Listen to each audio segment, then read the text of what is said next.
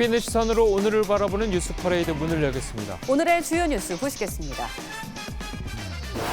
민주노총 건설노조가 오늘 오후 조합원 4만여 명이 모이는 대규모 도심 집회를 엽니다. 광화문 일대와 삼각지역 등에서 교통 통제가 이뤄져서 시민들의 불편이 예상됩니다. 가까스로 부결된 민주당 이재명 대표의 체포동의안 처리가 전국을 강타하고 있습니다. 이 대표가 리더십에 치명상을 입으면서 당내 거취 문제가 뜨겁게 부상할 것으로 보입니다. 표결 직후 민주당은 윤석열 정권의 부당한 정치 탄압으로부터 민주주의를 지켜냈다고 말했습니다. 하지만 범민주 계열에서 나온 이탈표가 40표 가까이로 추정되면서 민주당 내부는 불가피해진 상황입니다. 아들의 학폭 문제로 국수본부장직에서 낙마한 정순신 변호사가 한 시민단체에 의해 고발당했습니다. 윤석열 대통령은 학폭을 완전히 뿌리 뽑아야 한다며 관계 부처에 근절 대책을 주문했습니다. 저희는 잠시 뒤 돌아오겠습니다.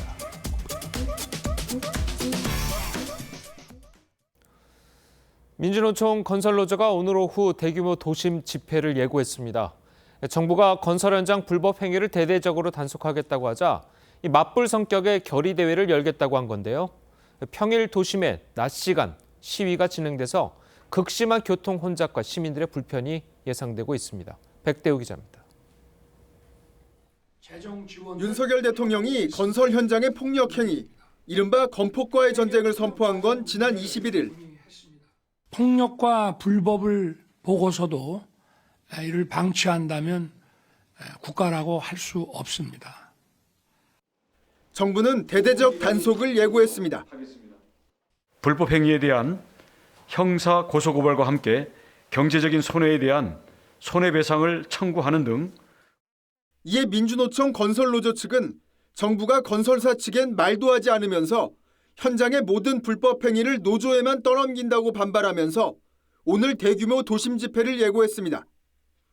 이들은 오후 1시 반부터 정부 서울청사, 경찰청, 보신각 일대에서 노조 탄압 규탄 결의대회를 열고 3시쯤 숭례문 부근까지 행진해 집회를 이어간 뒤 용산 전쟁기념관으로 넘어가 마무리 집회를 하고 해산할 것이라고 밝혔습니다. 서울경찰청은 건설노조 측의 집회와 행진 구간에 경찰 270여 명과 입간판 46개소를 배치하는 한편 이 일대 교통도 일부 통제할 계획입니다. 또 각종 불법 행위에 대해서도 현장 검거 등 엄정 대응할 것이라고 경고했습니다. TV조선 백대우입니다. 경찰 국가수사본부장 내정 하루 만에 낙마한 정순신 변호사 아들의 과거 학교 폭력 논란이 부실 검증 논란으로 번지고 있습니다. 문제를 걸러내지 못한 대통령실과 법무부의 검증 실패를 지적하는 목소리가 적지 않습니다. 황선영 기자입니다. 현직 대통령으론 처음으로 연세대 졸업식에 참석한 윤석열 대통령은 동석한 이주호 교육부 장관에게 교육 현장에서도 준법 정신을 확고히 하는 게 중요하다며 학교폭력 종합 대책 마련을 지시했습니다. 우리 사회를 더 자유롭고 공정하게 바꾸고 공정하고 다양한 교육 기회 보장. 앞서 정순신 변호사는 법무부 검증 과정에서 가족 관련 소송에 대한 질문에 아니오라고 기재했는데 윤 대통령은 그런 일이 있었으면 공직자로 안 나서는 게 옳은 것 아니냐며 실망감을 드러낸 것으로 전해졌습니다. 윤 대통령은 특히 일방적이고 지속적이고 집단적인 폭력은 교육 현장에서 철저히 근절시켜야 한다고. 대통령실은 질문지 보강을 비롯한 개선책을 검토 중입니다. 후보자가 거짓말을 못하게 질문을 더 세분화하고 애매한 답변엔 추가 검증을 하는 방안 등이 거론됩니다. 정 변호사를 추천한 윤희근 경찰청장과 검증 주무부처 장관인 한동훈 법무장관은 학폭 논란을 전혀 몰랐다고 했습니다. 제가 추천권자로서 일련의 상황에 대해서 안타깝게 생각하고 있습니다. 기계적 1차적 검증을 하는 것이기 때문에 검증의 대상이라든가 내용에 대해서 상세히 말씀드리는 것은 부적절한 면이 있습니다만. 민주당은 검찰 출신 인사 라인이 검찰 출신을 검증하며 빚어진 참사라고 비판했습니다. 인사 참사의 책임을 물어야 합니다. 검사 출신이면 어떤 흠결이 있든 말든 만사 오케이입니까? TV조선 황선영입니다. 민주당은 그동안 이재명 대표의 체포동의안이 압도적인 숫자로 부결될 것이라고 자신해 왔습니다. 하지만 막상 뚜껑을 열어봤더니 압도적인 부결이 아니라 압도적인 이탈표로 확인됐습니다. 체포동의안의 찬성은 139표, 반대는 한 표 적은 138표였죠. 체포동의안은 부결이 됐지만 찬성표가 더 많아 사실상 가결이라는 게 여당의 평가입니다. 실제 가결 가능성도 배제할 수 없는 상황이었는데요. 이탈표가 10표만 더 나왔더라면 찬성이 149표로 재적 의원 과반에 달했기 때문입니다. 이 대표가 받은 성적표를 다른 민주당 의원과 비교해보면 어떨까요? 지난해 12월 노웅래 의원은 체포동의안 표결에서 161표의 반대표를 얻었습니다. 이 대표는 이보다 23표나 적은 138표를 얻는 데 그쳤습니다. 이런 이 대표를 향해 여당은 정치적 사망 선고를 받은 것이나 마찬가지라고 말하고 있습니다. 어제 표결 내용을 좀 더 자세히 들여다보도록 하겠습니다. 민주당 의석이 169석인데 반대가 138표니 최소 31명의 의원이 이탈표를 던진 것으로 보입니다. 그렇다면 범민주당계 이탈표는 얼마나 되고 또 어디로 갔을까요? 국민의힘과 정의당 그리고 시대전환 등에서 애초 알려진 대로 121명 의원 전원이 전부 찬성표를 던졌다고 가정해 보도록 하겠습니다. 실제 찬성표는 이보다 18표 많은 139표로 집계가 됐으니 이 18표가 범민주당계 이탈표 중 일부라고 볼 수 있겠죠. 이탈표가 전부 찬성으로만 간 건 아닙니다. 기권과 무효표도 있기 때문입니다. 찬성 18표에 기권과 무효 20표를 합치면 38표가 됩니다. 그래서 이 38표가 범민주당계의 전체 이탈표라는 게 추론이 됩니다. 다시 말해서 민주당 성향 의원들 중 40명 가까이가 이재명 대표에게 등을 돌렸고 이들이 이 대표와 민주당의 운명을 좌우할 뇌관이 될 것으로 보입니다. 대이변이 벌어진 어제 국회 현장 어땠을까요? 이광희 기자의 보도 보시고 이야기 이어가겠습니다. 총 득표수 297표 중 가 139표, 부 138표, 기권 9표, 무효 11표로서 부결되었음을 선포합니다. 대장동 개발 특혜 의혹과 성남FC 불법 후원금 의혹 등으로 구속영장이 청구된 이재명 대표의 체포동의안이 찬성 과반 미달로 부결됐습니다. 민주당이 169석에 다수 의석을 점하고 있는데도 부결표보다 가결표가 더 많이 나온 겁니다. 본회의 직전까지 압도적 부결을 자신했던 당 지도부는 당혹감을 감추지 못했지만 당내에 다양한 의견이 있다는 것도 확인했습니다. 의견 수렴을 통해서 크게 하나로 묶는 그런 또 계획으로 이 대표는 영장 청구의 부당성이 확인됐다고 주장했습니다. 검찰의 영장 청구가 매우 부당하다는 것을 민의의 전당 국회에서 확인해 주셨습니다. 검찰의 체포동의를 부결하게 해주신 많은 분들께 감사드립니다. 국민의힘은 사실상 체포동의안 가결이라고 평가했습니다. 비록 체포동의안은 부결됐지만은 이재명 대표에 대한 사실상의 불신이고 사실상 가결이나 마찬가지입니다. TV조선 이광희입니다. 예, 이 전해드린 대로 어제 국회에서 이재명 대표의 체포동의안이 가까스로 부결이 되면서 민주당이 충격과 혼돈에 빠진 모습입니다. 두 분과 함께 정치권 소식을 자세하게 짚어보도록 하겠습니다. 노동일 경희대 교수 그리고 김관옥 정치연구소 민의소장 나오셨습니다. 안녕하세요. 안녕하세요. 자, 먼저 어제 표결 결과가 나온 이후에 이재명 대표와 민주당 지도부의 입장부터 들어보도록 하겠습니다. 검찰의 영장 청구가 매우 부당하다는 것을 민의의 전당 국회에서 확인해 주셨습니다. 예상보다 이탈표가 조금 많다는 얘기 나오는데요. 물론 당내에 다양한 의견이 있다는 것도 확인했습니다. 그런 부분들은 저희가 향후에 크게 하나로 묶는 그런 또 계획으로 삼을 것입니다. 당연히 부결이 될 것이다라는 그런 발언들이 오히려 더 너무 자만하는 것 아닌가라는 심리를 더 자극했던 게 아닌가. 현재 저를 포함한 지도부에 대한 경고이지 않을까 하는 생각도 좀 듭니다. 예, 이 체포동의안 찬성이 139표 그리고 반대가 138표. 앞서서 저희 류지연 앵커가 그 분석을 좀 잘 해주셨습니다만 이렇게 이탈표가 이제 40표 가까이 나온 것은 민주당으로서는 꽤 뼈아픈 그런 현실이겠어요. 그렇습니다. 뭐 어제 저도 그걸 지켜봤는데 한참 동안이나 그 개수가 불분명해서 그런 상황을 보면서 참 이게 21세기 우리 대한민국 국회에서 아직도 이런 해프닝을 벌이고 있는가 좀 참담할 뿐이었습니다. 예. 부결이지만 부결 아닌 그런 거라고 볼 수 있겠죠. 예. 이재명 대표 사실상 가결이나 마찬가지인 그런 정치적 탄핵이다. 이런 해석도 과하지 않다고 생각이 되고요.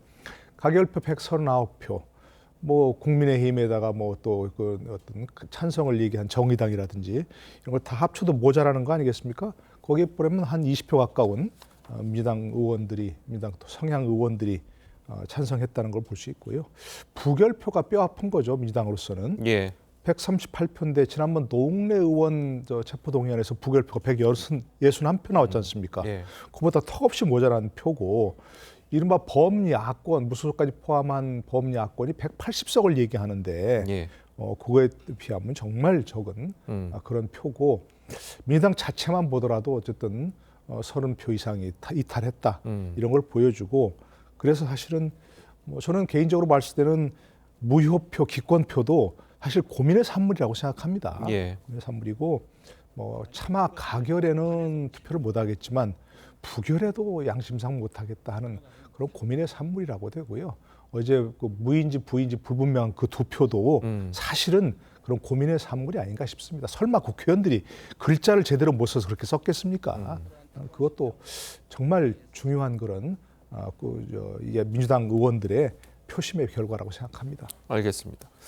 자, 그런데 이제 반대표가 이제 161표가 이제 노웅래 의원 때는 그렇게 나왔는데 그보다 이제 훨씬 못 미치는 결과가 나왔고 그 이전에 이제 이재명 대표를 비롯해서 이제 민주당 지도부가 여러 의원들을 만나서 이제 표단속도 하고 그런 모습들을 보였는데 이렇게까지 나온 이유는 지도부의 리더십이 좀 떨어졌다 이렇게 봐야 될까요? 어떻게 봅니까? 저도 그렇고 많은 분들이 사실 어제 오전까지만 해도 170석을 넘기느냐 표를 넘기느냐 그렇죠. 아니면 160 정도 되느냐 이 얘기를 하고 있었거든요. 그런데 이제 그 과정을 들여다보면 굉장히 혼란스러운 과정을 거치면서 결과적으로는 예상 밖의 결과가 나왔어요. 저는 어제 표결 결과를 보면서 왜 대선에서 이재명 후보가 졌는지를 이해를 하기 시작했습니다. 그러니까 내부에 문제가 있었다. 그러니까 이거를 이탈표다, 고민이다. 이건 전혀 저는 거기에 동의하지 않습니다. 이건 조직적인 투표인 것이죠. 그러니까 결과적으로 보면은 찬성, 가결로 간 사람은 10분 정도뿐이 안 되지만 어떻게 보면 이제 무효 그리고 기권이 합해서 20표 정도 돼요. 이건 무슨 이 시그널을 보여주는 거냐면 우리가 충분히 이번에 가결을 시킬 수 있었다. 그럼에도 불구하고 무효와 기권으로 해서 이번만큼은 부결을 해줬다. 하지만 이 검찰이 다시 쪼개기 영장으로 오면 우리는 그때는 가결시킬 것이다. 그러하니 그 사이에 대표직에서 물러나라는 그런 메시지가 이 표에 아주 조직적으로 깔려져 있다. 저는 이렇게 계산을 합니다. 그러니까 얼마 전에 이제 서른 의원이 의원총회를 마치고 나오면서 이번에는 이제 부결을 시키겠다. 자, 이렇게 이야기를 했었잖아요. 그러니까 비이재명계 의원들도 이제 부결을 하겠다고 이제 마음을 먹었었는데 그것이 이제 반대가 아닌 무효표나 무효표나 이제 이런 걸로 기권이나 이런 걸로는 이제 나타나는 그런 거를 의도하는 겁니까? 그렇죠. 그러니까 저도 그렇고 많은 분들이 서른 의원이 그렇게 얘기할 때 이러면 이제 부결이 압도적으로 많겠다라고 생각을 했는데 그거를 얘기하진 않았어요. 기권과 무효표를 많이 내오게 한다는 거를. 근데 저도 이건 제 생각이니까 그분들이 실질적으로 조직적으로 움직였는지 모르겠지만 지금 나온 얘기를 보면 결과적으로는 그분들이 얘기했던 거는 요번에 무조건 부결은 시킨다는 것 뿐이지 무효표와 기권표가 많이 나올 수 있다는 얘기는 한 적은 없거든요. 그렇죠. 그런데 결과적으로 보면 이 상황 속에서 이재명 대표에게 상당히 정치적인 위기감을 준 건 맞잖아요. 이 표결이 실질적으로. 그렇다고 보면은 이거는 이 비명계, 반명계가 나름 조직적으로 계산한 투표의 결과 아닌가 저는 이렇게 판단하는 거예요. 알겠습니다. 자, 그래서 지금 민주당 강성 지지자층에서는 이 이탈표를 과연 누가 던졌느냐. 자, 뭐 어떻게 보면은 그 사람들이 이야기하기에는 뭐 반란표라고 이제 표현을 하던데 이 반란표를 색출 작업을 시작했습니다. 자, 이런 것들이 민주당의 분열을 더 가속화시키는 것이 아닐까. 자, 이런 걱정들도 나오고 있거든요. 네, 그런 걱정도 분명히 있을 수 있는 것이고요. 아까 좀 이제 김 교수님도 얘기하셨지만 이런 사태가 무엇을 의미하는지 본질적인 내용을 고민하고 그럼 이후에 어떻게 행동할 것인가 이렇게 하는 게 맞는 것이지 이게 뭐 여러 언론에서 얘기한 것처럼 숫자를 놓고 뭐 또 누가 뭐 또 반대표 누가 찬성표 던졌을까 이런 걸 하는 것은 바람직한 게 아니었습니까? 벌써 뭐 온라인에서는 뭐 40명 또는 40명 플러스 알파 이런 명단이 돌아다니더라고요. 예. 이걸 색출하는 게 글쎄 이건 뭐 무기명 비밀 투표의 취지 자체를 무색하게 하는 거 아니겠습니까? 그리고 국회의원은 헌법과 법률 그리고 양심에 따라서 직무를 수행하는 겁니다. 뭐 그런 것에도 위배되는 것이고 이것을 또 어떤 국회의원은 그랬다고 하더라고요.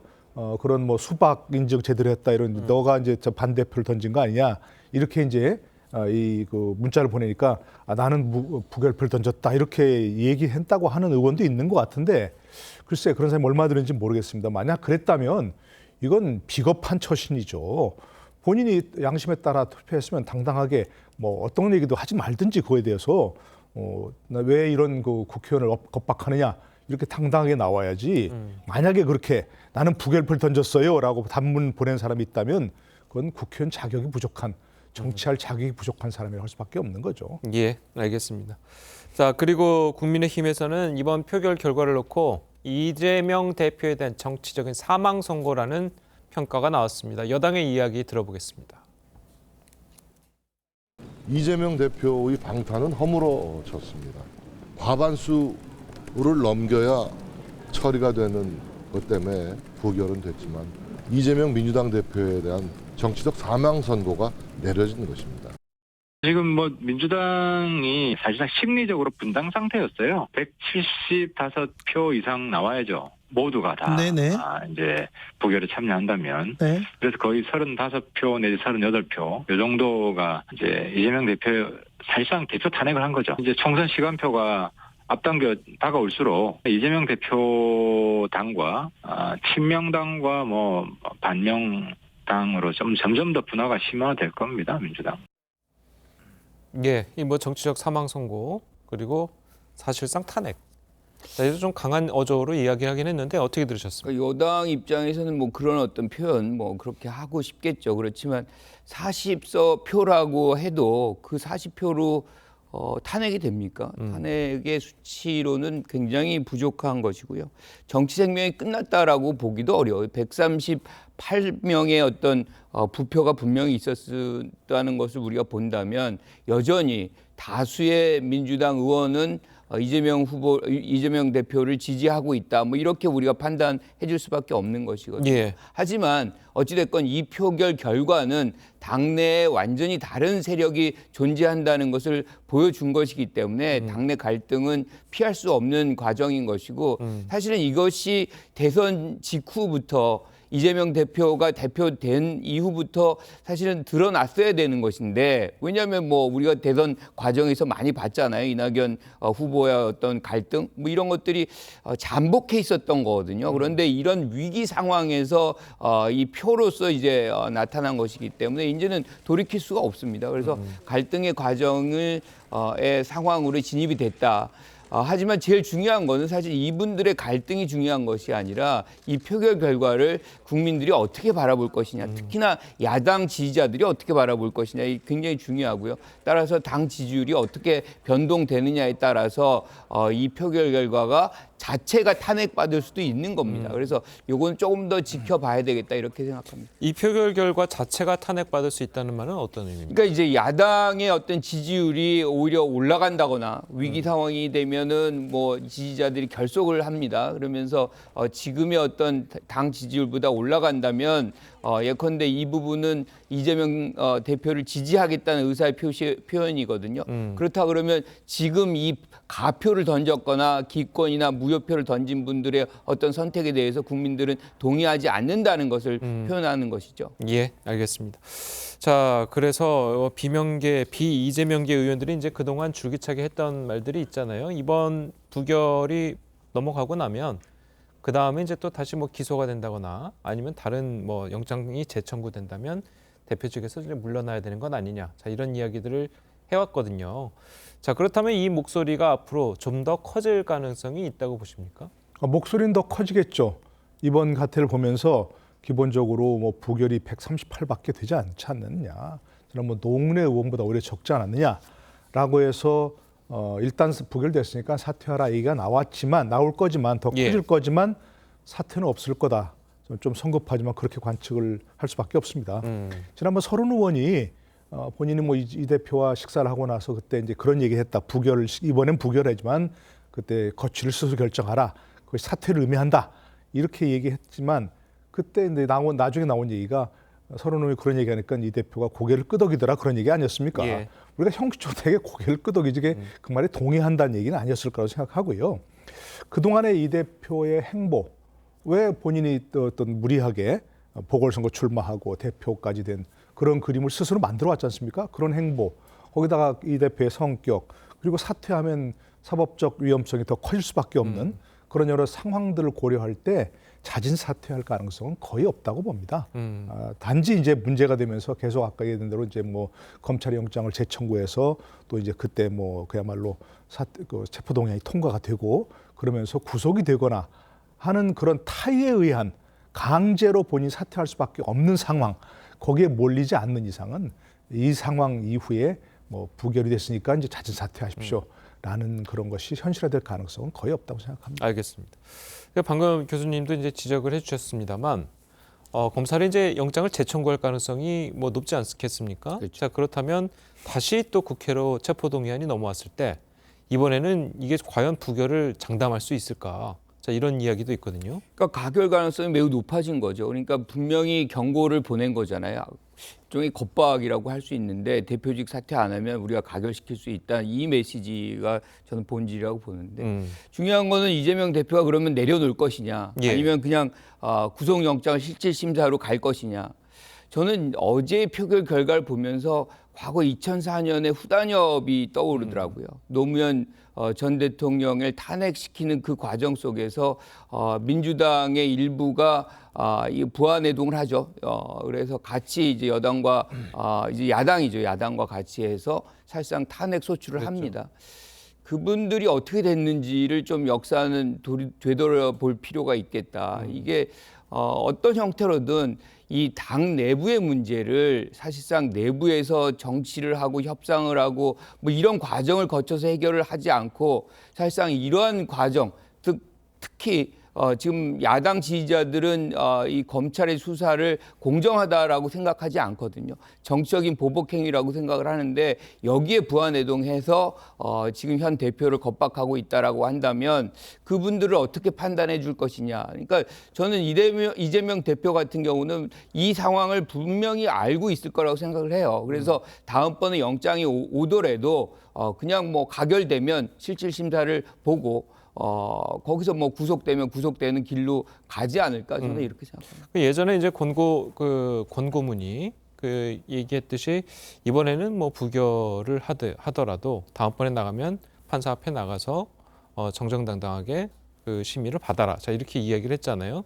그렇다면 이제 말씀대로라면 그 영장이 체포동의안이 넘어오더라도 다시 한번 표결을 할 거라는 그런 말씀이신 거죠? 그렇죠. 저는 이 부분이 이재명 대표가 지금 꾸준하게 얘기하고 있는 것은 정당한 수사가 아니라고 생각을 하는 것 같아요. 그렇기 때문에 여기에 대해서 실질심사를 받으러 가는 것 자체가 그 부분을 일정 부분 인정하는 것이라고 보는 거라고 생각하기 때문에 국회의 어떤 권능인 불체포 특권을 끝까지 활용을 하고 거기서도 이제 가결이 되면 어쩔 수 없이 이제 뭐 실질 심사를 받을 수밖에 없겠죠. 하지만 그거는 자의가 아니라 타의에 의해서 만들어지는 것을 끝까지 보여줄 가능성이 저는 있다 이렇게 봅니다. 알겠습니다. 자, 뭐 영장이 이제 구속영장이 이제 재청구될지 안 될지는 이제 모르겠지만 검찰이 기소할 가능성도 이제 상당히 높지 않겠습니까?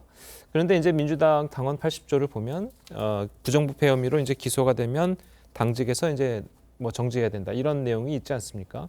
자, 그런데 이재명 대표는 뭐 거기에는 해당하지 않는다라는 이제 사무총장의 이야기도 있고요. 자, 어떻게 될 것 같습니까? 이렇게 된다면. 뭐 바로 이런 상황을 예상하고 지난번 대표 경선 과정에서 당원 80조를 개정한 거 아니겠습니까? 예. 아예 없애려고 그러다가 이제 일단 기소가 되면 당직을 정지할 수 있는데 그것이 정치 탄압으로 인정되면 달리 판단할 수 있다. 이것을 예전엔 윤리심판원에서 결정하게 돼 있는데 바꿔가지고 이번에 당무위원회에서 결정하게 되지 않습니까? 예. 당무위원회 대표가 바로 대표죠. 당무위원회 위원장이. 그러니까 사실은 이런 상황을 예상하고 그런 거 이미 만들었다고 생각합니다. 거기에 이제 그 정치 탄압으로 인정되면 이라는 단어가 있지 않습니까? 이재명 대표가 지금까지 계속해서 이건 정치 탄압이다라는 단어를 써왔지 않습니까? 바로 이런 상황을 예상한 거죠. 뭐 그렇기 때문에 저는 뭐 이재명 대표 본인의 생각도 그렇고 현재 민주당 지도부 생각도 그렇고 당원 80조를 적용해서 당무위원회에서 이건 정치 탄압이다 이렇게 하면서 뭐 당직을 계속 수행하도록 대표직을 계속 수행하도록 그렇게 결정할 거라고 봅니다. 예, 교수님 보시기에도 만약에 이제 체포동의안이 또 다시 넘어온다면 이번엔 가결될 거라고 보시나요? 뭐 단정할 수는 없지만 그때 또 상황이 지금 우리가 이런 상황을 아까 말씀하셨지만 별로 예상을 못했지 않습니까? 그러니까요. 정말 정치는 생물이다, 살아있는 것이고 시각각 변한다 이렇기 때문에 다음에 또 이제 체포동의안 표결을 하면 가결이 확실하다 이렇게 얘기할 수는 없겠죠. 그때 상황이 또 바뀔 수 있으니까. 예. 그런데 지금 상황으로 봐서는 어제 표결 결과로 봐서는 아까 얘기한 대로 저도 얘기했고 김관수 얘기했지만 그야말로 무효를 만들고 기권을 만든 그것이 뭐 그분들이 글자를 잘 못 써서 그렇겠습니까? 근데 그것은 의도적인 것이라고 보여지고 그분들이 바로 다음에는 정말 이 대표가 결단하지 않으면 체포동의안 가결시킬 수도 있다. 저는 그렇게 생각이 됩니다. 예, 알겠습니다. 자, 그리고 이제 40여 표의 이제 이탈표가 물론 이제 비이재명계 의원들일 것이다라고 이야기하는 사람들도 있지만 내년 총선을 걱정하는 사람일 수도 있다. 자, 이런 이야기도 있거든요. 과연 이렇게 40표나 이탈한 상태에서 이재명 대표 체제로 내년 총선을 준비하는 게 과연 맞는 것인가라고 하는 민주당의 또 고민도 있을 수 있을 것 같아요. 이거는 뭐 민주당 의원들뿐만 아니라 야당 지지자들은 다 고민하고 있는 거예요. 그러니까 예. 내년 총선이 갖는 의미는 다른 어떤 선거보다도 아주 강력합니다. 그러니까 예. 내년 총선을 만약에 민주당이 진다. 이거는 모든 것을 잃을 수 있는 거거든요. 마찬가지로 국민의힘도 이거는 양보할 수 없는 그런 선거입니다. 그래서 예. 지금 시간이 흘러가면서 이 얘기가 계속 이제 부각이 되는 이유도 거기에 있는 것인데 그러면 이재명 대표 체제가 계속해서 총선까지 유지될 수 있는 것이냐 이게 사실 가장 관심사잖아요. 전 그 요인의 가장 중요한 거는 두 가지인데 하나는 예컨대 이제 검찰이 아주 유력한 증거를 내는 거예요. 그래서 국민 다수가 동의할 수 있는 이건 유죄네라고 생각할 수 있는 그런 이제 증거가 나온다 그러면 대표 체제가 유지가 되기가 어렵겠죠. 근데 지금 뭐 공소장도 보고 뭐 여러 가지 지금 체포동의안 내용을 봐도 아주 유력한 증거물이 안 나오고 있단 말이에요. 그러니까 한 41%의 국민들이 이거는 그렇게 정치 탄압의 일환이다 이렇게 보는 거잖아요. 자, 그러면 또 다른 요인은 뭐냐? 결과적으로 저는 당 지지율이라고 봐요. 1년여 남은 이 장면에서 당 지지율이 계속해서 뭐 하락을 한다. 그러면 그 누구도 사실은 이 대표 체제를 유지하자는 얘기를 할 수도 없고 예. 이 대표 스스로도 이것이 진다 그러면 사실상 본인의 미래도 아무런 희망이 없거든요. 그래서 저는 이재명 대표도 결과적으로 가장 중요한 목표 지점은 내년 총선을 어떻게 이기느냐의 문제인 것이고 거기에 따라서 자신의 어떤 거취는 분명히 유동성을 갖고 움직일 수 있다라고 판단하고 있다고 생각을 해요. 그렇기 때문에 제일 중요한 요인은 결과적으로 당 지지율이 어떻게 형성이 되느냐. 지금과 같이 뭐 민주당과 국민의힘과 경합하는 상태로 유지될지 오히려 치고 올라갈지 아니면 내려갈지 내려가게 된다 그러면 사실은 여러 가지 논란이 발생하면서 본인도 다른 선택의 어떤 것들을 고민하지 않을 수 없지 않나 이렇게 봅니다. 예, 알겠습니다. 자, 그래서 이 정치권에서 나오는 말 중 하나가 윤 대통령이 참 야당 복은 타고난 것 같다. 자, 이런 이야기들이 이제 정치권들에서 나오고 있거든요. 그런 만큼 이제 야당이 이제 제대로 못해서 이 지지율도 그렇고 여러 가지 측면에서 여당을 못 넘어서거나 아니면 대통령 지지율을 못 넘어서는 그런 현상들이 발생하고 있는데 그런 측면에서 본다면 국민의힘 입장에서는 이재명 대표 체제로 총선을 가는 게 오히려 더 유리할 수 있다 이렇게 생각할 수 있지 않을까요? 글쎄 정치적으로 그런 얘기가 나오는 건 알고 있는데요. 야당복 얘기하는 거 내년 총선에 이 대표가 대표 지휘하면 더 낫다 이런 얘기 들으면 참 슬픕니다 사실은. 예. 이게 누가 잘하냐 경쟁이 아니라 우리도 못하지만 저쪽이 더 못하니까 우리 이길 수 있다 이런 얘기 아닙니까? 사실 민주당도 마찬가지고요. 이건 또. 그렇기 때문에 정말 슬픈 얘기고 하고 싶지 않은 얘기지만 사실상 지금 그렇게 돼 있죠. 예. 그러나 저는 이재명 대표가 내년 총선을 지휘한다고 해서 꼭 국민의힘이 유리할까? 그렇게 낙관할 수는 없다고 생각합니다. 낙관이라고 본다면 좀 말이 이상하지만 어쨌든 그럴 수 없는 얘기고요. 그건 민주당도 마찬가지입니다. 민주당도 마찬가지. 현재 윤석열 정부가 못하고 있다고 얘기하는데 그렇기 때문에 이 대표가 있어도 괜찮다 이렇게 얘기하는 것은 서로 망하자는 길로 가는 것이에요. 한마디로 말해서. 그러니까 저랬다고 그런 말도 해서는 안 되고 그런 경쟁도 해서는 안 되고 정도로 가야 된다. 저는 이재명 대표가 계속해서 지금 아까 정치 탄압, 조작 수사, 먼지가 털이가 많으니까 먼지를 만들어 한다 이런 얘기를 하고 있지 않습니까? 공개적으로 국민 앞에서. 예. 그런 다음에 저는 헌법적 원칙이 뭡니까? 제가 늘 주장하지만 이재명 대표뿐만이 아니고 누구라도 불구속 수사, 불구속 재판이 원칙입니다. 당당하게 판사 앞에 가서 불구속 수사, 불구속 재판이 원칙이고 저는 국회의원이고 당대표고 도주 우려가 있느냐, 증거인멸 우려가 있느냐. 그리고 지금 검찰 수사는 조작 수사고 증거가 없고 증언밖에 없다. 이런 것에서 저는 당당하게 주장한다면 얼마든지 받을 수 있다고 생각하거든요. 그게 민주당 측에서는 정말 사직생의 자세, 돌파구가 될 수 있는 것이고 그런 상황을 보면서 국민의힘도 우리가 이렇게 낙관만 해서는 안 되겠다 하는 그런 좀 생각을 가질 수 있지 않을까 싶어서 좀 그런 쪽으로 긍정적인 경쟁을 해주길 바랍니다. 예, 알겠습니다. 자, 그런데 이제 민주당 일각에서는 포스트 이재명 시대를 준비하는 움직임이 좀 있는 것 같습니다. 물론 이분들이 그런 거를 바라고 이제 움직이는 것 같지는 않습니다만 그래도 이제 이낙연 전 대표라든지 김부겸 전 총리라든지 정세균 전 총리라든지 이런 분들이 강연을 한다든지 좀 이렇게 정치적인 움직임을 살짝 보이는 것 같습니다. 그분들이 이제 그런 식으로 이제 보폭을 넓혀서 국민들의 호응을 좀 얻고 싶은 그런 마음은 있을 거예요. 그런데 우리가 돌이켜 보면 대선에서 이재명 후보가 졌어요. 그럼에도 불구하고 아주 압도적인 표차로 대표를 만들어냅니다. 야당 지지자들과 국민들이. 그러면 왜 그랬는지를 우리가 생각을 해봐야 돼요.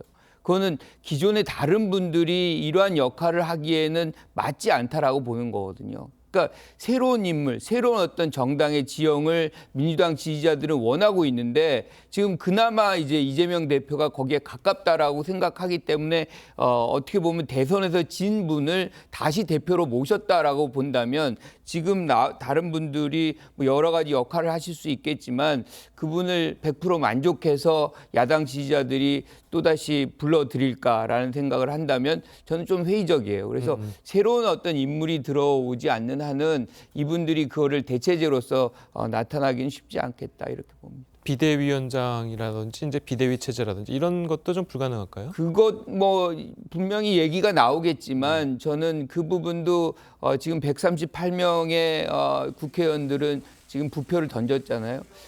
다른 어떤 의미를 갖는 부분의 어떤 인물이 이들을 이끌어낼 수 있지. 지금의 기존의 이낙연 전 대표 같은 경우는 어떻게 보면 지금 반란표라고 하면 반란표 이분들과의 어떤 연계가 더 크다라고 국민들이 생각을 하는데 그분의 어떤 지위를 받는 것을 수용할까라고 생각한다면 그분이 돌아와서도 민주당의 어떤 대표 역할을 자임하거나 받아들이기에는 조금 여러 가지 논란이 있지 않을까 이렇게 생각합니다. 예, 알겠습니다. 끝으로요.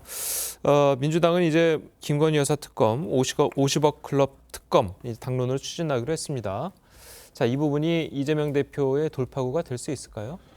저는 50억 클럽이나 김건희 여사 특검 당위성은 있다고 생각합니다. 50억 클럽 굉장히 의구심이 많지 않습니까? 박영수 전 특검 같은 경우는 왜 딸이 거기에 취직을 해서 거액의 돈도 받고 아파트도 받고 그랬다는 거 아니겠습니까? 뭡니까 권순일 대법관 같은 경우 판결 과정에서의 역할이 아직 미지수지만 아니 퇴임하고 나서 왜 듣도 보도 못하던 화천대유라는 데 취직을 하냔 말입니다. 고문으로 하냔 말입니다. 말이 안 되는 거 아니겠습니까? 거기다가 50억 클럽이라는 그런 얘기까지 나왔기 때문에 저는 이건 당연히 수사해야 한다고 생각합니다. 예. 왜 검찰이 미적거리죠? 물론 뭐 다른 이재명 대표나 이런 수사를 하느라고 여력이 없는지 모르겠습니다만 만약에 검찰이 계속 수사 안 하면 이건 특감으로 가든지 해야 됩니다. 그리고 김건희 여사 같은 경우도 한동훈 장관 여러 차례겠지만 지난 정권에서 샅샅이 수사했다는 거 아니겠습니까? 근데 왜 결론을 안 내립니까? 현 정권에서 빨리 검찰에서 빨리 결론을 내려야죠. 무혐의라는 거 아니겠습니까? 아무런 문제가 없다고. 그러면 현 검찰에서 빨리 최종 결정을 해야죠. 그다음에 국민들이 판단해서 그것을 보고 뭐 특검을 해야 할지 아니면 검찰 수사가 믿을만 하니까 그걸로 가자. 뭐 이렇게 마무리를 해야 되는데 뭐 안 하고 있으니까 저는 당위성이 있다고 생각합니다. 예. 그러나 지금 말씀하신 대로 그렇다고 해서 그 특검을 가면 이재명 대표가 무슨 방어가 되겠냐? 저는 그건 아니라고 생각합니다. 정치적 의미는 있지만 그렇다고 해서 두 분 그건 특검을 한다고 해서 무슨 뭐 이재명 대표 범죄 혐의가 없어집니까? 검찰 수사가 무력화됩니까? 그건 아니니까 저는 그런 방어 수단으로서의 특검이 아니라 당위성으로 해서 특검을 얘기하는 게 맞다 이렇게 생각합니다. 예, 알겠습니다. 자, 오늘 두 분 말씀은 여기까지 듣겠습니다. 잘 들었습니다. 고맙습니다. 어제 저녁 경남 창녕군 야산에서 불이 나서 5시간 40분 만에 진화가 됐습니다. 서해안 고속도로에서는 화물차와 버스가 충돌해서 10명이 부상을 입었습니다. 정은하 기자입니다. 시뻘건 불길이 산길을 따라 길게 뻗어 있습니다. 불길을 따라 연기가 주변 하늘을 가득 메웠습니다. 어제 오후 5시 1분쯤 경상남도 창녕군 야산에서 불이 났습니다. 이 불로 8헥타르의 숲이 소실됐고 마을 주민 1명이 화상을 입어 병원으로 이송됐습니다. 70대 할머니시고요. 얼굴에 1에서 2도 정도 되는 경상이 입으셨다고 합니다. 병원으로 이송되셨습니다. 산림당국은 산불 진화 헬기 10대와 산불 진화대원 421명을 동원해 5시간 39분 만에 불길을 잡았습니다. 경상북도 안동시에선 어제 오후 6시 42분쯤 산불이 나 1시간여 만에 꺼졌습니다.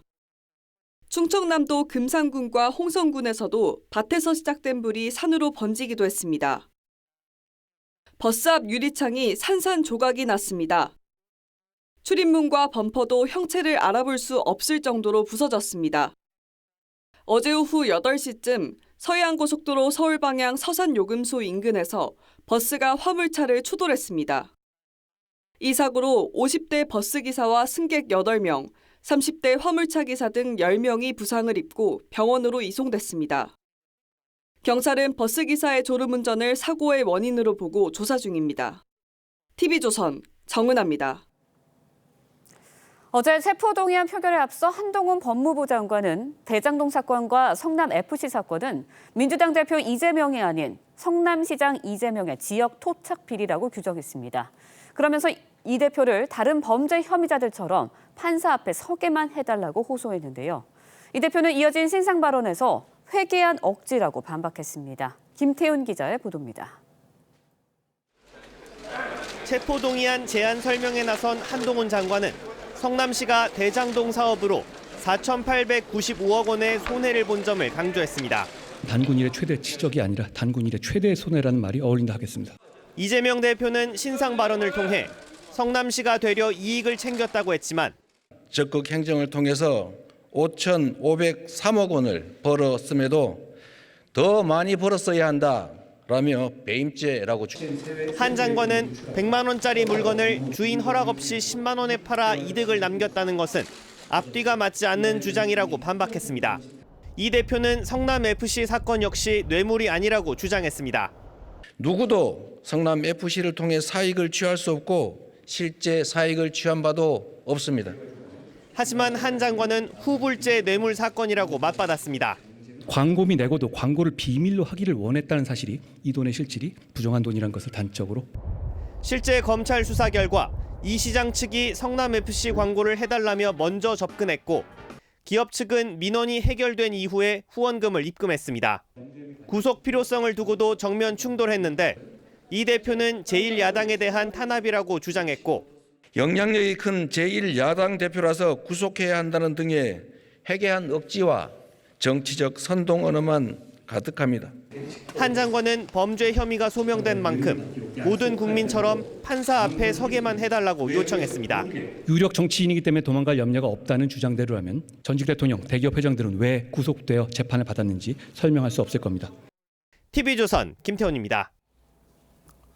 예, 이 전해드린 대로 이재명 대표와 한동훈 장관은 체포동의안 표결에 앞서서 이 치열한 법적 논리 대결을 펼쳤습니다. 네, 자세한 내용 백성문 변호사, 장현주 변호사와 함께 짚어보도록 하겠습니다. 안녕하세요. 네, 안녕하세요. 자, 먼저 어제 있었던 한동훈 장관과 이재명 대표의 주요 발언부터 들어보시겠습니다. 이 사건은 일견 복잡해 보이지만 사실 매우 단순합니다. 성남시라는 지자체에서 일어난 이재명 시장과 특정 업자들의 정경유착과 지역 토착 비리로서 비유하자면 영업사원이 100만 원짜리 휴대폰을 주인 몰래 아는 사람에게 미리 짜고 10만 원에 판 겁니다. 여기서 주인은 90만 원의 피해를 본 것이지 10만 원이라도 벌어준 것 아니냐는 변명이 통할 수는 없을 겁니다. 돈을 버는 것이 시장의 의무도 아니지만 적극 행정을 통해서 5,503억 원을 벌었음에도 더 많이 벌었어야 한다라며 배임죄라고 주장합니다. 수사가 사건이 아닌 사람을 향하고 있습니다. 목표물을 잡을 때까지 하는 사법 사냥입니다. 자, 한동훈 장관은 이제 대장동 사업을 단군 일의 최대 공익 사업이 아니고 단군 일의 최대 손해다. 자, 이렇게 이야기를 했습니다. 어제 한동훈 장관의 설명을 쭉 보면 이제 시작은 영장기재 범죄 사실의 요지를 간단하게 알리고 두 번째는 사안별로 이제 어떤 이유로 지금 영장까지 청구됐는지 사안별로 설명을 간단하게 한 다음에 마지막에 증거관계에 관련된 얘기를 했는데 이제 어제는 이제 저번에 노웅래 의원 체포동의안 때처럼 좀 자극적인 언어는 쓰지 않았고요. 일단은 이게 판사 앞에서 하는 얘기라기보다 국민들한테 지금 이 범죄 사실이 이런 겁니다. 라고 최대한 쉽게 비유를 들어서 설명을 하는 그런 방식을 택했던 것 같은데요. 그러니까요. 지금 이재명 대표는 이 대장동 사건과 관련해서 말씀하셨던 것처럼 뭐 단군 일의 최대 공익 환수 사업, 최대 치적이라고 얘기를 하지만 한동훈 장관의 비유는 휴대폰 100만 원짜리를 직원이 아는 사람과 짜서 10만 원에 팔면 10만 원을 번 겁니까? 90만 원 손해를 본 겁니까? 그럼 아마 국민들은 90만 원 손해를 본 거죠라고 생각하시겠죠? 그렇죠. 그게 바로 대장동 사건이다. 이런 방식으로 어제는 국민들에게 이 사안을 좀 쉽게 설명하는 방법을 택했던 것 같습니다. 네, 이어진 신상 발언에서 이제 이재명 대표는 혐의 내용이 참으로 억지스럽다라면서 이제 적극 행정을 통해서 5,500여 원을 벌어줬는데 이게 왜 범죄냐 이런 주장을 펼쳤거든요. 그렇습니다. 이게 검찰과 이재명 대표 측의 입장이 되게 확연하게 갈리는 그런 장면이었는데요. 결국 대장동 사건이 배임죄냐 아니면 이재명 당시 시장이 적극 행정을 통해서 5,503억을 환수한 단군 일의 최대 치적 사업이었느냐 이 부분에 대한 평가가 엇갈리는 부분입니다. 사실 이 부분에 대해서는 배임죄라는 것이 원래 좀 입증하기가 굉장히 까다로운 범죄 중에 하나인데요. 왜냐하면 그 당시의 배임의 고의를 입증해야 되기 때문입니다. 지금은 모든 증거 자료를 가지고 이제 검찰이 파악하고 있다라고 하지만 결국에 이재명 당시 시장이 대장동 관련된 부분들을 결재하고 뭐 설계하고 이 과정에도 배임의 고의가 있었다라는 부분을 입증해야 됩니다. 단순히 그냥 그 재량 행위로서 고도의 어떤 정치적인 행위를 통해 대장동 사업을 적극 행정을 한 것을 넘어서서 정말 대장동 일당들과 짜고 그 사람들에게 천문학적 이익을 몰아주고 성남시에 손해를 끼쳤다라고 하는 그 배임의 고의까지도 결국에는 검찰이 입증을 해야 되는 부분이기 때문에 이 부분과 관련돼서는 나중에 공소가 제기되고 재판 과정에 가서도 굉장히 치열한 법리 공방이 있을 것으로 예상됩니다. 예. 알겠습니다. 아까 이제 변호사님께서 어제 한동훈 장관이 이제 국민들한테 알기 쉽게 설명한 것이다라고 이야기를 했는데, 자, 또 이런 이야기도 했어요. 수험생이 시험 문제를 직접 출제하게 한 것. 자, 이런 표현은 또 어떻게 보셨습니까? 그러니까 이 대장동이나 위례 사건과 관련해서 이제 생각을 해보면 항상 이제 소위 말하는 대장동 일당이라는 표현들이 나오죠. 김만배, 남욱, 뭐 정영학 등등. 근데 이 사람들과 예를 들어서 경기도 성남시가 짜고 무언가를 하게 되면 다른 제3의 사람이 사업자로 선정되거나 하기가 어렵겠죠. 그러니까 이런 거죠. 쉽게 말하면 우리가 시험을 보는데 시험 문제를 수험생한테 당신 네가 문제를 만들어서 네가 직접 풀어. 그거는 사실상 이 비밀을 전부 알려주고 이쪽이 사익을 취하기 좋은 구조를 만들어준 것 아니겠습니까? 그러니까 위례와 대장동 사업은 전형적으로 수험생한테 시험 문제를 출제하게 한 격이다 이렇게 설명을 한 거고, 아까 조금 전에 이제 이 배임과 관련돼서 배임죄는 사실 진짜 입증이 좀 어려운 범죄긴 합니다. 근데 다만 이제 어제 한동훈 장관의 얘기 중에 지금 대장동 관련자 중에 구속이 안 된 사람이 있나요? 없죠. 없죠. 그리고 대장동에 관련된 재산적 이익은 다 범죄 수익이라고 하죠. 네. 무슨 범죄 수익일까요? 그러니까 사실상 이게 배임죄에 해당한다는 걸 전제로 범죄 수익이라는 걸 지금 재판부가 이제 영장 청구하고 지금 재판을 가지고 판단하고 있기 때문에 이 배임죄 여부에 대해서도 일단 한동훈 장관의 입장에서는 사실상 법원의 판단이 끝난 것 아니냐 이런 입장을 밝힌 겁니다. 네, 그런가 하면 성남 FC 상것과 관련해서는 한동훈 장관 후불제 뇌물 사건이다라고 표현을 썼습니다. 어떤 의미라고 봐야 될까요? 일단 성남 FC 사건은 잘 아시다시피 제3자 뇌물 혐의인데요. 결국 이 제3자 뇌물은 부정한 청탁과 대가성이 핵심 쟁점이 됩니다. 그러니까 이제 성남시가 기업들로부터 부정한 청탁을 받고 그 대가로 성남 FC에 후원금을 내도록 했다라는 것이 검찰의 시각입니다. 그것과 관련해서 어제 한동훈 장관이 이야기한 것이 이 대가성을 입증하는 자료로 뭐 네이버라든지 이런 회사들이 후불제로 뇌물을 줬다라는 부분들을 이야기를 했습니다. 이 얘기는 앞서서 아마 언론 보도로 보도가 됐던 뭐 민원 이행 확약서 뭐 이런 부분들이 이야기하는 것 같은데요. 이제 뭐 네이버나 이런 기업에서 민원을 이행을 해주면 돈을 준다라는 부분에 대해서 확약서를 써달라고 하니까 성남시에서 당시 거부를 했었다 이런 이야기들이 나옵니다. 그렇기 때문에 그러면 과연 성남시가 성남 FC에 돈을 줬을 때 자신들의 민원을 들어주지 않을 가능성이 있으니까 민원을 이행이 되는 것을 확인하면서 후불제로 뇌물을 준 것이 아니냐라는 부분들이 지금 포착이 됐고 검찰 입장에서는 이것이 바로 대가성이 있었다라는 것에 입증을 해줄 수 있는 명확한 증거가 된다라고 아마 판단을 하는 것으로 보입니다. 그러나 후불제로 뇌물이 주어졌다. 즉 네이버나 이런 기업들이 성남시가 민원을 이행해주지 않을 것을 염려했다라는 부분은 또 뒤집어 생각해 본다면 그 당시 즉 성남 FC에 광고비를 낼 당시에 성남시가 그만큼 이 민원이나 부정한 청탁에 대해서 확실한 대가성을 보증해주지 않았기 때문에 그런 신뢰관계가 없었던 것이 아니냐라는 또 반증의 요소로 쓰일 수도 있기 때문에요. 결국 법정에 가서 가려지겠지만 이재명 대표 입장에서는 계속해서 이 성남 FC와 관련해서는 광고 계약에 따른 광고비였고 전혀 대가성이 없다라고 부정하고 있기 때문에 앞으로 좀 더 첨예하게 다퉈질 영역이다라고 보입니다. 지금 장 변호사께서는 기업들이 이제 성남시를 이제 잘 믿지 못했기 때문에 그럴 수 있을 것이다라고 이제 예측을 좀 해주셨는데, 자 그렇다면 만약에 그렇다면 이게 죄가 안 되는 겁니까? 저는 그거랑은 좀 무관한 것 같은데요. 아까 조금 전에 말씀하셨던 것처럼 확실한 신뢰관계가 없었을 수 있죠. 네. 그러니까 믿지 못하니까 돈을 뭔가 민원이 해결된 다음에 준 것 아니겠습니까? 그 자체가 사실 만약에 그렇다면 그 자체가 뇌물이죠. 가장 중요한 건 성남 FC 사건에서 일단 두산이나 네이버가 줬던 돈은 일단 명목이 광고비입니다. 네.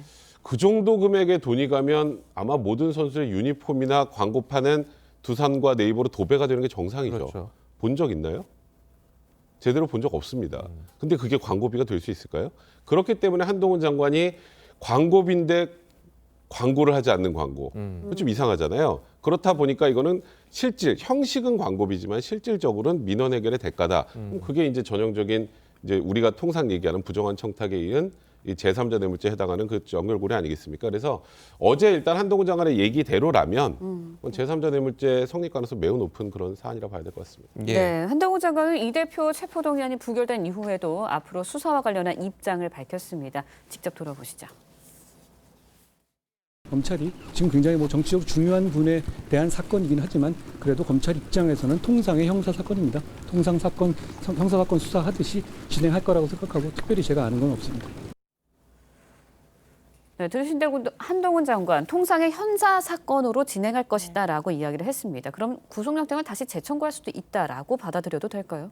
그렇게 보는 것이 맞는 것 같습니다. 물론 한동훈 장관으로서는 어제 좀 중립적인 입장에서 본인이 이 부분에 대해서 건건히 보고를 받지 않기 때문에 알 수 없는 것이고 통상의 형사 사건대로 진행이 될 것이다라고 말씀을 하셨는데 그 얘기 자체가 사실은 이제 새로운 구속영장 청구가 계속해서 이어질 수 있는 가능성을 내포하고 있다라고 분석할 수밖에 없습니다.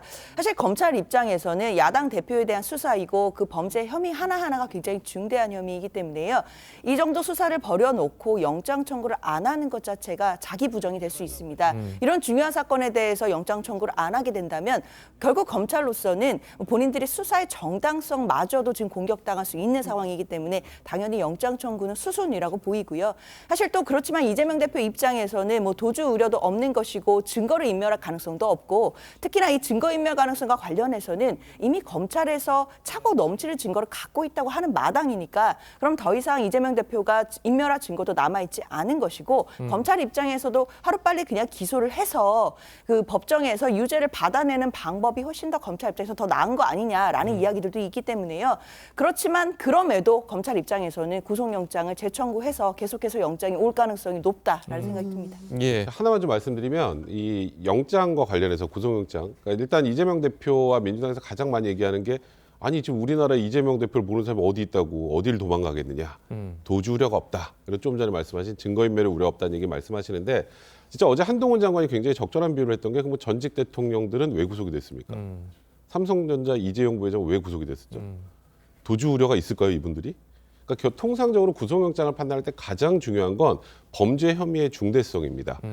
범죄 혐의가 중대한데 구속이 안 되는 건 국민 법감정에도 맞지 않겠죠. 그렇죠. 그래서 혐의가 중대하고 이 혐의가 어느 정도 소명이 되면 이 정도 중한죄를 저질러서 아주 오래 복역할 것이 예상된다면 인간의 심리상 도주하고 싶은 마음이 생기겠죠. 그래서 범죄 혐의가 중대하면 도주 우려는 같이 묶어서 보통 판단을 합니다. 그렇기 때문에 그냥 현실적으로 나 유명한 사람이고 유명한 사람이어서 어딜 도망가겠느냐라는 항상 거의 레포토리처럼 나오는 얘기인데 이거는 영장 그 판단을 할 때는 별로 큰 의미가 없어 보이고요.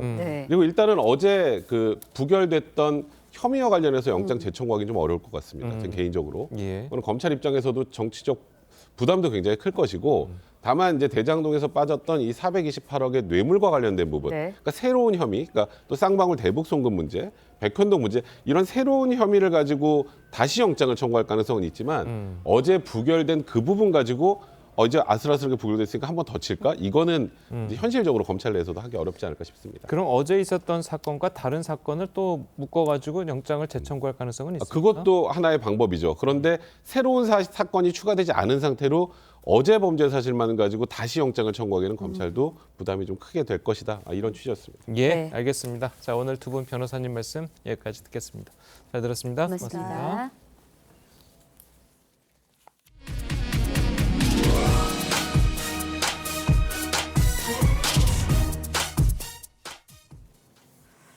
탈세 의심자를 신고하면 보상금을 주는 탈세 제보 제도가 일각에서 돈을 뜯거나 사적 원한을 푸는 수단으로 악용되는 것으로 드러났습니다. 정준영 기자의 보도입니다. 2011년 국세청 재산세국 직원이었던 A씨. B씨의 청탁으로 제3자를 겨냥해 탈세 제보서를 꾸몄습니다. 하지만 포탈 혐의는 찾을 수 없었고 법원은 부정한 목적으로 이뤄진 세무조사라고 판결했습니다. 2013년 한 제조업체의 전무와 부장은 회사 대표를 갈취할 목적으로 탈세 제보를 했는데 조세심판원에서 결국 허위로 드러났습니다. 이혼한 배우자나 자신을 해고한 사장을 협박할 목적으로 제보한 경우도 있었습니다. 탈세 제보는 탈세 경각심을 높이고 공평과세를 위해 도입됐지만 최대 40억 원 포상금에 무고죄 처벌이 어렵다는 점이 허위 제보를 부추긴다는 지적이 나옵니다. 2019년 기준 국내 탈세 제보 건수는 연간 2만 2천여 건, 미국의 2배 달하고 인구 비례로는 13배나 됩니다. 제보자가 자기가 이렇게 허위로 제보해도 불이익이 없죠. 포상금 제도가 국민 간 신뢰를 훼손한다 이렇게 보고 있습니다. 시민단체를 중심으로 포상금 폐지나 제도 보완의 주장이 나오는 상황. 국세청은 허위 제보나 구체적 증거가 없는 제보는 활용하지 않고 있다면서도 포상금 제도를 내실화하겠다고 밝혔습니다. TV조선 정준영입니다. 네, 렌즈에 담긴 그 순간, 그 의미를 짚어보는 시간이죠. 사진기자가 선택한 아침 한 장입니다. 오늘은 조선일보 사진부 조인원 기자와 함께합니다. 안녕하세요. 오늘 아침에 본 사진 어떤 건가요? 네, 사막처럼 보이는 이곳은 부산의 다대포 해수욕장입니다. 이곳은 요즘 모래 언덕이 길게 만들어져서 작은 사막처럼 보이는데요. 사진으로 함께 보겠습니다. 부산 사하구의 다대포 해수욕장은 낙동강의 토사가 퇴적되어서 만들어진 해변입니다. 크고 넓은 포구라는 이름처럼 다대포 해수욕장은 백사장 면적이 넓고 수심이 얕아서 많은 관광객들이 찾습니다. 이맘때면 해변을 따라 이렇게 모래 언덕이 만들어지는데요. 겨울에 강한 바람 때문에 낙동강 하구에서 유입되는 고운 모래가 날아와 해변에 이런 사구를 형성하는 것입니다. 네, 멋진 풍경인데요. 이런 모래 언덕 봄이면 볼 수 없다고요? 예, 봄에는 계절풍의 방향이 바뀌면서 모래의 이동으로 해변은 다시 평평해지기 때문에 이런 모습은 겨울부터 초봄까지만 볼 수 있습니다. 일몰이 아름다운 다대포 해수욕장을 요즘 가시면 노을을 배경으로 모래 언덕에서 인생 사진도 찍을 수 있습니다.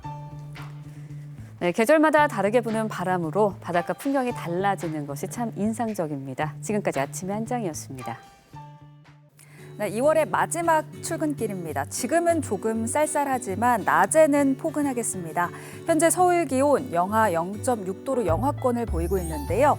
낮에는 10도까지 기온이 껑충 오르겠고요. 광주는 16도, 대구는 무려 17도까지 올라서 일교차가 크겠습니다. 면역력 떨어지지 않도록 건강관리 잘해주셔야겠습니다. 한편 대기의 건조함은 해소되지 못하고 있습니다. 건조특보가 확대됐고요. 동해안을 중심으로는 강풍특보까지 발효 중인 만큼 불씨관리 잘해주시기 바랍니다. 오늘 전국이 대체로 맑다가 오후부터 차차 흐려지겠고요. 서쪽 지역을 중심으로는 초미세먼지 농도가 나쁨 수준 보이겠습니다. 호흡기 건강 잘 챙겨주시기 바랍니다.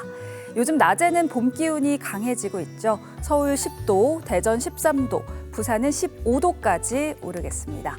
3일절인 내일은 경기 동부와 영서, 제주에 비 또는 눈이 조금 내리겠습니다. 날씨였습니다.